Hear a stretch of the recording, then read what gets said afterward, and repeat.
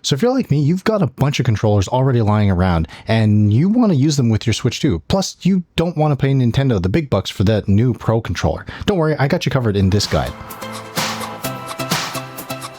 Heyo, yokoso, which is welcome if you're new, and welcome back if you're not. So this collection of controllers I have here is obviously not every controller out there, because I'm not Clef from Game Tech Talk. But what I do think is this is a pretty common collection of controllers, and I'm going to tell you whether they work out of the box with your Switch 2, and if they don't, how you can potentially get them to work with the Switch 2. And after that, I do have to address an issue that came up with the Dbrand Killswitch, which was brought to my attention through the comments. Thank you for doing that. And if you're only interested in how to fix that issue, go ahead and skip to that part of the video. Thanks. Okay, let me start things off with this most drastic comparison that I have, the Xbox Elite Series 2 and this Power controller. I think that they are very similar in how they look and actually how they work, except that one will work if you have an adapter and the other will not. The same goes for this DualSense controller actually, and what you need is this 8-bit DOE adapter. According to some posts online, you can update that adapter and then you can plug it into your Switch 2, and that's how you can get it to work. So no, it won't work out of the box, but you can get it to work with this adapter. And then on the budget end of the controllers is this PXN controller, which truthfully they don't actually belong to me, they belong to my brother-in-law. Yeah, so I am a liar, they don't all belong to me.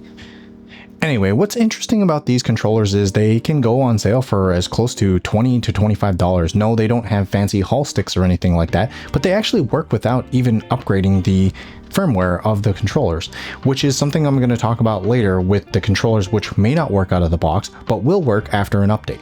And that is exactly the case with a controller like that Beitong Kunpeng 20 and this Viture X 8-bit DOE controller, which will not work without an update. So I'm going to show you here on screen that it won't recognize without the update, but once you have updated it, then it will work with the Switch 2. Also, while I'm fumbling around with the controller, let me tell you that if you're looking for the search for controller in the menu, sometimes it won't show up that way. You will have to go to the change grip order for whatever reason. You can see nothing's happening. Have it set on switch mode. Okay, but if I go back, go to change grip order. In change grip order, then it should show up. I think the battery didn't charge. So here you can see it did. Cameras. Here you can see it did show up there. So yeah, if the controller is not showing up in search for controllers, make sure you go to change grip order again for whatever reason. Also, what you need to do is make sure you go to the gear icon here, and then you got to make sure you go to updates. So it is here. Controllers and accessories, and then you go and you make sure you choose update controllers. So sometimes from what I've seen online, your controllers may not be recognized for this reason as well. So click update controllers. It's going to check for like a firmware. I already did it. That's why it says all controllers are already up to date. All right, so what do you do now if your controllers are still not being recognized, but you're confident based on what you've searched online or what you've heard that it will work with your Switch 2? So the first thing you should do is go on Google, of course, and then search for a firmware upgrade. I'm going to show you here the two controllers that I have that have firmware upgrades, and one that is supposed to have one, but it doesn't. Quickly here that I'm trying to sync the 8-bit DOE controller here. As you can see, nothing is happening, and that is because I did not update the firmware yet. Okay, as you can see, right? So what I'm going to do is I'm going to connect this here. Okay, and then I'm going to go to the desktop app, which I've already downloaded, and I'll pull up on screen here as well. So I have the 8-bit DOE firmware. So once I'm there in my downloads here, I got the 8-bit DOE firmware update. Then I just open the updater. Okay. It says update here. Okay. All right, prepare the update. And this is a basic process that you can follow for basically any of these controllers that will have the compatibility. Sometimes you'll update it like in the case of the Ashura Pro 2 Plus, and there won't be any change. You'll not be able to connect, or it seems like you'll not be able to connect. And also for the example of another controller, which is the Manba 1, which I have the first version of, and there's a review of that on the channel. It doesn't seem like there's any way to update the firmware on that, even though the version 2 says that it's Switch 2 compatible. Okay, so as you can see here, right in the update, it says added support for Switch 2.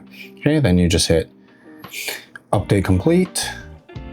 Okay, now it's done. You should be able to disconnect. And here, I hold the buttons. Oh, I gotta sync it first, dude. So hit the sync button. Okay, button starting flashing rapidly. Oh, this is what I was saying earlier about the controller rumble thing. So it's not going to find it in here. You got to be in the Switch controller grips. And now, as you can see, it's right there. Okay, and now your 8-bit DualSense controller is good to go. It was here. Beitong game. Click the run button. Okay, it's going to show up the window there. Okay, and now you'll see it says that it is updating. So new firmware upgrade available. Okay, click OK.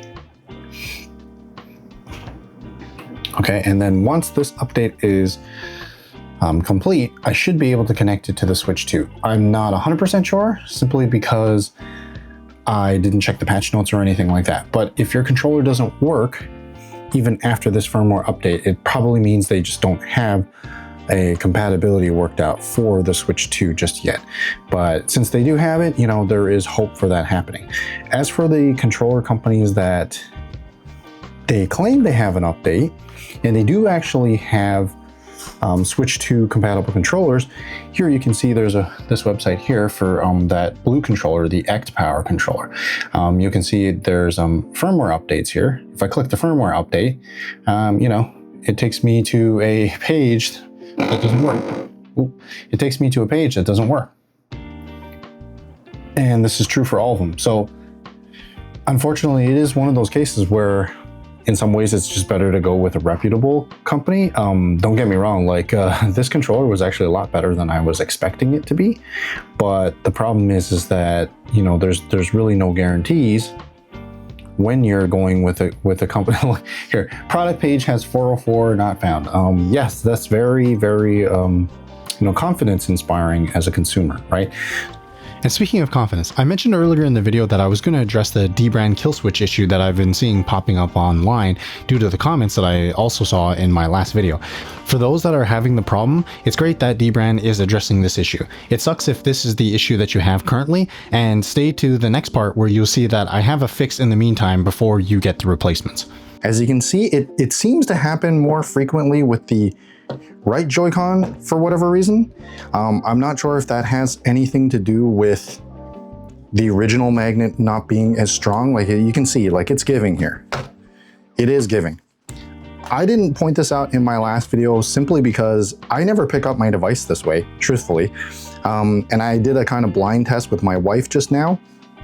I had her pick it up about a half a dozen times, and every time she picked it up, she actually picked it up this way, where she would cradle her fingers just barely underneath the main body like this. And her explanation, because I didn't tell her why I was doing it, so, you know, I got an angry look. But basically, I wanted to see how she would naturally pick it up, and she always picked it up like this. And her explanation was because holding it like this actually like strained her wrist. That was the explanation. So, I mean, if you hold it like this, as you can see, it is starting to give here. Okay, and again, it seems to be more of an issue, at least for me, with the right Joy-Con. Okay, so there's no question that this sucks, especially if you are someone that picks up the device this way. I found myself actually accidentally holding it this way when I was scratching my nose, for instance. But what I did was I took a Dremel and then I just sanded down a little bit of that lip there that you see so that the serial number is not covered. What I found then was that this would actually resolve 90% of the issue. It's still going to happen if you do pick up the Joy-Con like this, and you'll see that it's more susceptible for the Joy-Con grips to slide off. But hopefully Dbrand does do this fix in their revision that they're sending out to everybody. So I think if the lip is just a little bit shorter, it's going to be mitigating most of those issues. Hopefully this little fix helps, and if you're still disappointed, I can understand that. Either way, please remember, you are a beautiful person, so don't let anything hold you back.